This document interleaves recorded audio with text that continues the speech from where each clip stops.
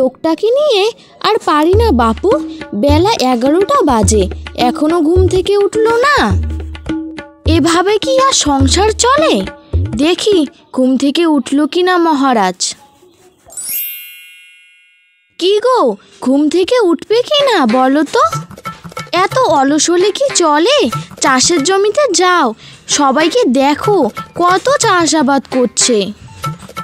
আহা গিন্নি, সকাল সকাল এত চেঁচামেচি একদম ভালো লাগে না, বুঝতে পেরেছো? কি বললে তুমি? এখনো সকাল আছে নাকি? এখন সকাল 11টা বাজে। কেন গো, তুমি কি আর চাষাবাদ করবে না? চাষাবাদ না করলে আমরা খাবো কি বলো তো? এমনি আবার তোমার লটারি কাটার নেশা, ঘরে নেই চাল, তুমি কাটো লটারি, বুঝতে পেরেছো? এভাবেই আস্তে আস্তে ফকির হয়ে যাব। আহা গিন্নি, তুমি রাগ করছো কেন? তুমি দেখো, একদিন না একদিন লটারিতে 1 কোটি টাকা পেয়েই যাব। তখন আমরা এমনিতেই ধনী হয়ে যাব। তাই এখন আর কাজ করে কি হবে, লটারি পেয়ে একবারেই ধনী হয়ে যাব।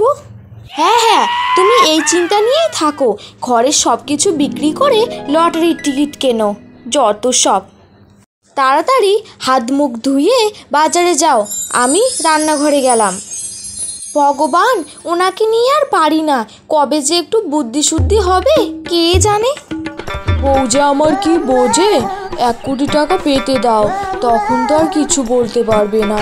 যাই, বাজারটা করে নিয়ে আসি। বউ, বাজারে যাব, টাকা দাও। আমার বউয়ের কাছে পয়সা চাইতে লজ্জা করে না? তুমি কবে শিক্ষা হবে বলো তো?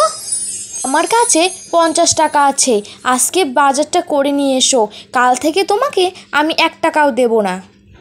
আচ্ছা আচ্ছা, আজকে তো দাও। এই শোনো, আলু, পটল, ঝিঙে, লাউ 50 টাকার মধ্যে নিয়ে এসো। খবরদার বলছি, এই টাকা দিয়ে যদি লটারির টিকিট কেনা না হয়। আচ্ছা বাবা, কিনবো না। কৃষক বাজার করার জন্য বাজারে যায়। বাজারে সবজি দোকানের সামনে এক লটারি বিক্রেতা লটারি বিক্রি করছিল। তাকে দেখে কৃষক তার অভাব বদলাতে পারল না। সে সবজির দোকানকে পার করে লটারির দোকানের কাছে গেল। ভাই, লটারি কিনবেন নাকি? লটারি লটারি 1 কোটি টাকা, মাত্র 30 টাকা, মাত্র 30 টাকা। ভাই, আমি তো কিনতে চাই, কিন্তু আমার কাছে তো 50 টাকা আছে। তুমি 2টো লটারি দিতে পারবে? আমি 50 টাকা দেব। আচ্ছা আচ্ছা, দিয়ে দিন তাহলে। চাষি লটারি কিনে বাড়ি যাওয়ার উদ্দেশ্যে রওনা দেয়। বউ, একটু জুস নিয়ে আসো তো, খুব গরম পড়েছে। হ্যাঁ গো, খরচার ব্যাগ কোথায়? গিন্নি, আসলে ব্যাপারটা হলো, আমি 50 টাকাটা দিয়ে লটারি কিনেছি। আয় ভগবান, আমি অনেক কষ্ট করে 50 টাকাটা বাঁচিয়ে রেখেছিলাম, তুমি তাও না, তুমি লটারি কিনে শেষ করলে। আজকে তাহলে তুমি থাকো না খেয়ে, এই মানুষটাকে নিয়ে আর পাচ্ছি না ভগবান। কৃষকের এমন আলসেমি দেখে কৃষকের বউ অতৃষ্ট হয়ে গিয়েছিল। কি গো বোন, অবেলায় এমনভাবে বসে আছো তুমি? দাদার সঙ্গে কি ঝগড়া হয়েছে? আজকাল হারান দাদাকে কোথাও দেখতেও পারি না, কি কাজ করে এখন? বোন, ও কি কাজ করবে? সারাদিন ঘরের মধ্যে শুয়ে থাকে। এতবার করে বলি চাষের জমিতে যাও, একটু কাজ করো, আমাদের তো পেট চালাতে হবে, কিন্তু না, উনি কোনো কাজই করবেন না। ওই এক আশায় বসে আছে কবে লটারিতে 1 কোটি টাকা উঠবে। বলো তো তুমি, আমি এই মানুষটাকে নিয়ে কি করি? ও তাহলে এই ব্যাপার। হারানদার তাহলে অনেক টাকার লোভ পড়ে গেছে। দিদি, হারানদাকে বলো রমেশদের জমিতে 1 হাঁড়ি সোনার মুদ্রা পেয়েছে, আর হারানদার জমি ও আমাদের জমি তো একসাথেই। তাহলে বলবে যে আমাদের জমিতেও কালকে ওরা নাকি কোদাল দিয়ে সোনার মুদ্রা খুঁজবে। ঠিক আছে বোন, আমি বলবো। আয় হায় হায় গো, বেরো, তুমি ঘর থেকে বেরো, দেখো দেখো, সবাই সোনার মুদ্রা পেলো।